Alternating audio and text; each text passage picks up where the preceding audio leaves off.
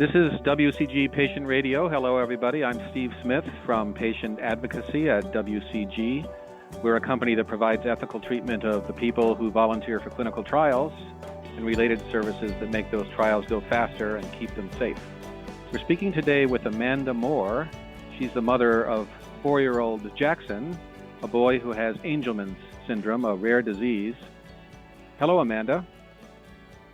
Hello. Thanks for having me. Amanda, you're the not only the mother of Jackson, you're the CEO of the patient advocacy group for his disease called Angelman Syndrome Foundation. And it is an advocacy group that you run after having a long career in running not-for-profits in areas totally unrelated to disease. But if I remember correctly, you jumped right into running that group just after your son was diagnosed. Tell us about what Angelman syndrome is and how you learned about the diagnosis and the impact on your family and so forth. Sure. So Angelman syndrome is a rare disease that affects about 1 in 15,000 children in the world. And so it is basically a deletion or a mutation of the 15th chromosome. So kids with Angelman syndrome suffer with things like seizures, developmental delays. I think one of the hardest things outside of seizures is they also struggle with sleep issues. So some of our kids just don't need sleep to operate. And so Jackson may sleep 1 or 2 hours at night, and that's all he really sleeps. And so that's a big struggle and a big part of the syndrome that's really hard for families as well. And so, we actually have twin boys, Jackson and Baden, and Jackson has Angelman syndrome. And we kind of discovered early on that there was definitely something going on as far as delays with him, because we had a carbon copy basically of what he should be doing right next to him and his twin brother. And, we're struggling to get answers, getting all the tests and getting, the answers from the doctors of, he was a twin, so he's going to be delayed, or every kid develops differently. And, kind of the some of the things that you get when you're trying to figure out a diagnosis. And we had an incident where Jackson got really sick and spiked a fever and had his first seizure. And so we rushed him to the hospital, and we were lucky to have a neurologist on duty that had seen that the seizure pattern before in another child in Indiana with Angelman syndrome, which is very rare because it is such a small community. And then we were diagnosed shortly after that with Angelman syndrome.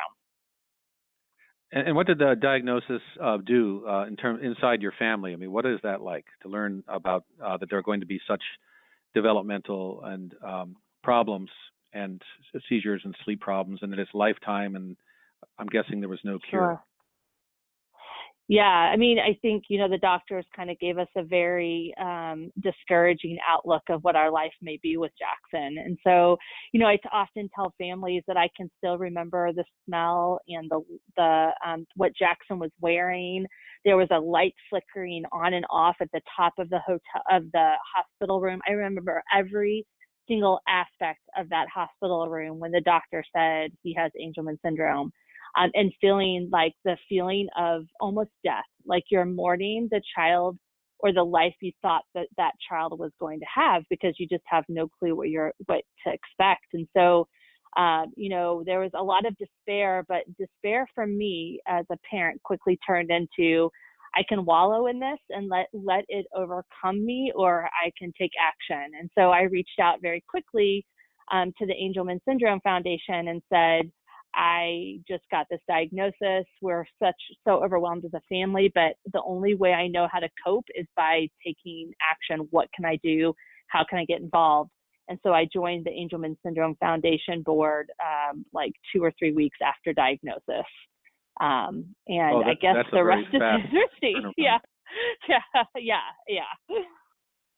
And so there in that advocacy group, you're no doubt coming into contact with many other parents who are in the situation that you were in, or they're parents who are way down the road from where you are. Is that right? Is that how it happens? Absolutely. I reached out very quickly to another mother here in Indiana that had a child with Angelman syndrome, who at the time was 5 years old. So she was, she had she was a couple of years ahead of us. And just having that phone call really lifted up my husband and I, because we were told by doctors that Jackson wouldn't walk, that he wouldn't talk, he wouldn't be able to feed himself, that, we would be taking care of him 24 hours every day for the rest of his life. And so that's terrifying as a parent. But as we started talking to families, we got a much different picture of this diagnosis and how kids are really excelling, especially with early intervention and really good therapies. Jackson, he's 4.5 now, and he's walking, he's feeding himself. He is able to communicate in his own way, either through signing or through, working on augmentative communication devices.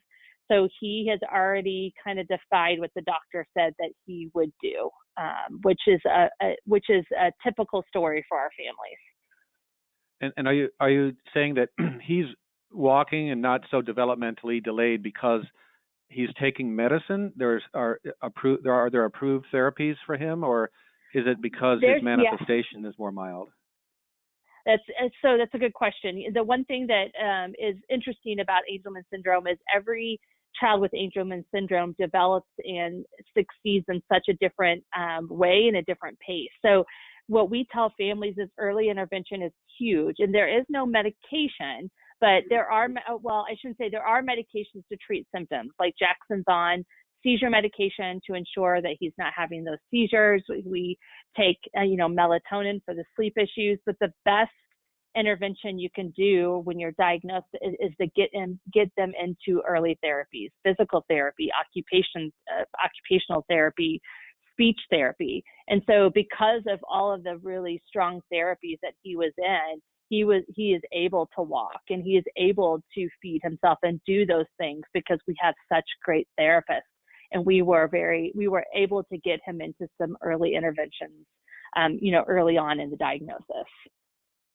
So diagnosis in rare disease often isn't so straightforward. It sounds like you got it fairly quickly.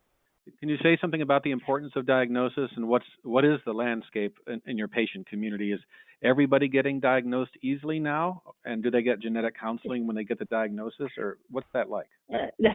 That's a great question. And I think it's situational by each family. So, if you would have asked the parents who have children with Angelman syndrome now that are adults, they will tell you their diagnosis odyssey was much different. It took longer because Angelman syndrome has just been recently diagnosed within the last 25, 30 plus years, and so it's kind of a newer disease, and so a lot of families were getting misdiagnosed with having cerebral palsy or having a high level of autism, just different diagnosis. And so they were still trying to figure out their diagnosis, so they weren't getting some of those interventions early on. Now that's changed. I think as we've become more progressive, as we have, as both of the foundations all across the world, there's different foundations supporting families with Angelman syndrome, have gotten really more vocal and really making sure that we're advocating and educating families to be real advocates to get that diagnosis early, get the genetic testing. We still have some families that have the clinical diagnosis, but not the genetic diagnosis, because genetic testing can be expensive. And so we're working through that too as a patient advocacy foundation, is how we help alleviate some of getting access to genetic testing. And so it's the odyssey of diagnosis is so different for everyone else, but it is now getting diagnosed earlier on in life than it was 5, 10, 15 years ago. That's good to know. That makes a big difference. And yes, what about are there absolutely. clinical trials for to try to develop better or new medicines actually for this? Sure. So there's a lot of industry partners that are in the space. When we were first diagnosed, there were maybe 1 or 2 industry partners in the space of trying to develop drugs to support children with Angelman syndrome. And, fast forward 2 years, and now we're looking at, 12, 13 different industry partners that are in the space of developing different drugs for our families. And so the first industry partner that was really huge in this game was Ovid, and they've, created a possible medication to alleviate some of the symptoms of Angelman syndrome. And they're in phase 3 trials right now. And then last week, it was just announced that the Foundations of Angelman Syndrome Therapeutic Summit, which is another patient advocacy organization, that there are 4 new companies, industry partners, that have moved into phase 1 clinical trials, and 3 of them being clinical trials that are going to be in phase 1 for testing ASOs, which is a form of gene therapy. So this could be very transformational for our families as we move forward. We don't know tons of information of what these phase 1 trials look like and what what these medications are going to do for our kids. That's the whole process of clinical trials. But what we do know is possible that that in the next few years, we're going to start really seeing some great results of what some of these clinical trials and some of these medications are going to do to increase the quality of life for our children and eventually possibly find a cure, which is, you would have asked me 2 or 3 years ago as a parent, is this possible? As a parent, I would say, I hope, all I can do is hope. But now that I'm really into this space and having great conversations with our partners and seeing the research and science beyond that goes on behind all of this, I'm more than hopeful, and then we're determined, right? We are determined that it's going to happen. So we're really excited that these industry partners have really taken a look at Angelman syndrome and invested, millions and millions of dollars into the space. Yes, it must have been something which is in the genetic sequencing has been discovered, or something which has brought the number of companies in to do ASOs. And I understand there's somebody working on CRISPR, and so that's very precision medicine. It's really targeting the DNA of the individual, and it's absolutely can bring a lot of hope right now. Absolutely. I know you companies like Ultragenics spoke at your conference last week, and Ionics and Roche Genentech and Neuron. So you're lucky, as patient advocacy group goes, in any disease group, to have clinical trials, especially since you can remember the days. A lot of people who are still around you remember there were no trials. Absolutely. What are the concerns of the families? We're very lucky. What are the concerns of the families as you're looking at the clinical trials and the things that, you're going to be, basically those are experimental tests on people, which is necessary to get the medicine in your community, but what are some of their concerns? Sure. I think, right now there's so many questions that aren't answered. So, there's so much excitement that this is happening, but now the questions are, will my child be able to participate in the trial? Is it going to be safe? We're talking about putting children under, through anesthesia and injecting, medications into their spine, like the safety aspect, like, do I want to put my child through something like that? Are they going to be okay? What is the outcome going to be? Like, will there be true results from this? Is it, one of the big questions a lot of our families have is also like, is it too late for my child? Is my child too old? Is this, therapeutic only going to work in children that are younger? And we've had some science that was just released last week as well that has said that that is no longer the case, that there may not be a therapeutic window that's ideal.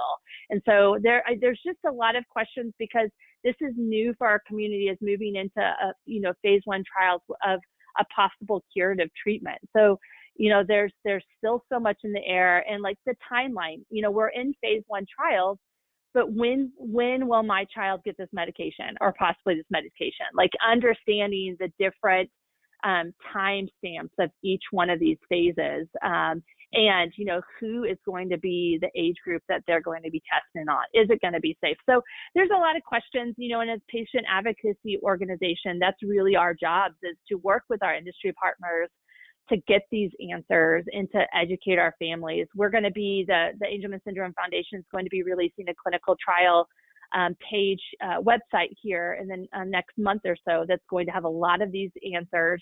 And we're also going to have a clinical trial decision-making tool for our families.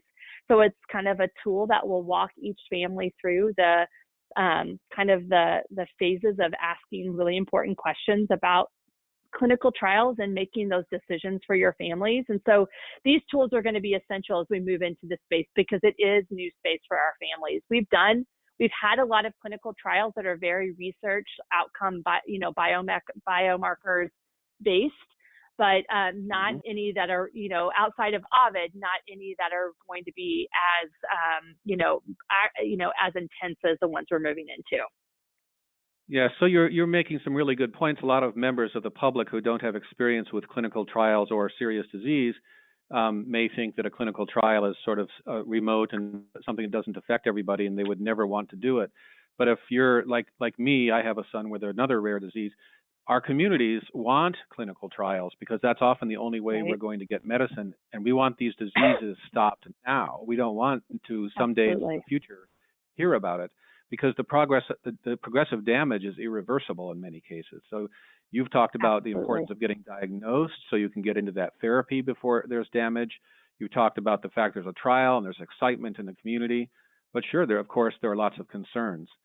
And are the pharmaceutical companies partnering with you? My guess is that they're interacting and sharing lots of information and getting to know you and the kids and the adults with Angelman syndrome so they can understand what they're dealing with. Absolutely.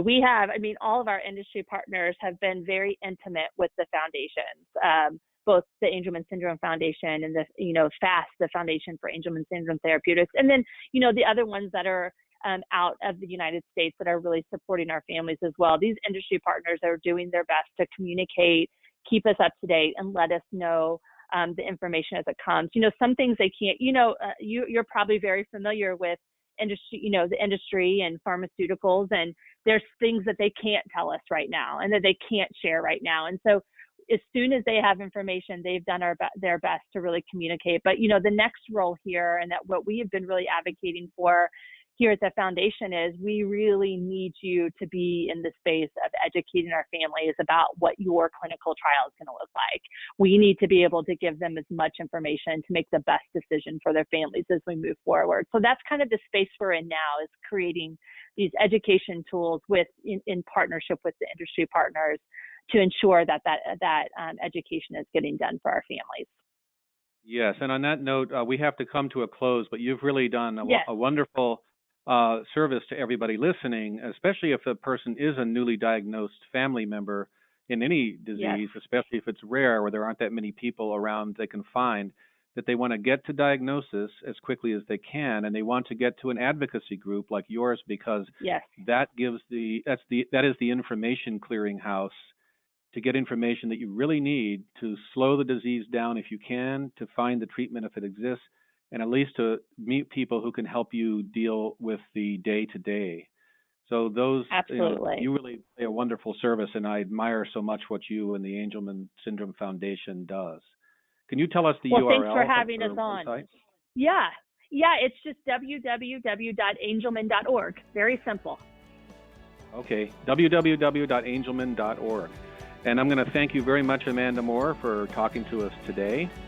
And this is WCG Patient Radio. We've been speaking with Amanda Moore, who is the Chief Executive Officer of the Angelman Syndrome Foundation, a not-for-profit that deals with Angelman syndrome, a rare disease that her 4-year-old son has.